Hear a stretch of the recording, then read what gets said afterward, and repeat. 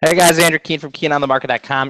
Everybody always says, where's the stock market going to go? And I think what happened was we had this false breakout to the downside. So if we see here on the daily chart here in the ES futures, we are under the Ichimoku cloud, would actually give us a bearish signal here. However, the only reason we're under the cloud here is because of the Greek news. I think the market is completely oversold here, and I think the market actually wants to go higher.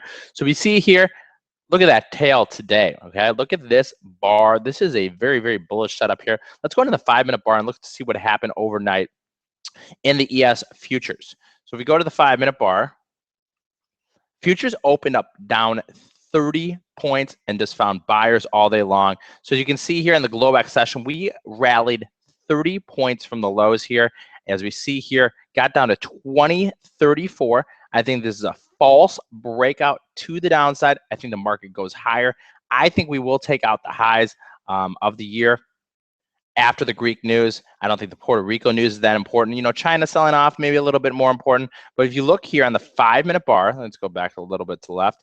Look at that huge tail here. So the market open was down a lot, okay? The VIX popped huge this morning. Also found huge buyers in the market. So if you're looking to get long, this is one level that you can use as a possible stop loss or maybe to get out of long positions. 20.34 to the downside. Market's still up on the year. S&P 500 futures still up. I think the market wants to go higher here.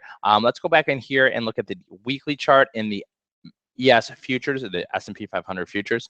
And on the weekly chart, we are still in a bull channel, guys.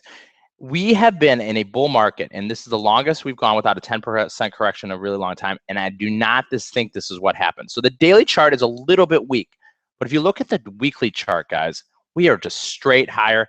Every time we sell off to that 26-period moving average, we find buyers. What we could do here is I could buy the futures here on the 26-period moving average, put my stop in the cloud about 1980.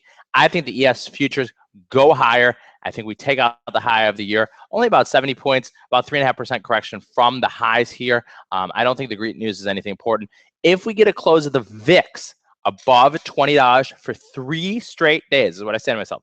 VIX above $20 for 3 straight days, then maybe I'll think about something else. But until then, I think the market goes higher, and I think we're going to test 2034. This is Andrew Keen from KeenOnTheMarket.com, and this is what I'm looking at in the S&P 500 futures. Great reversal off the lows.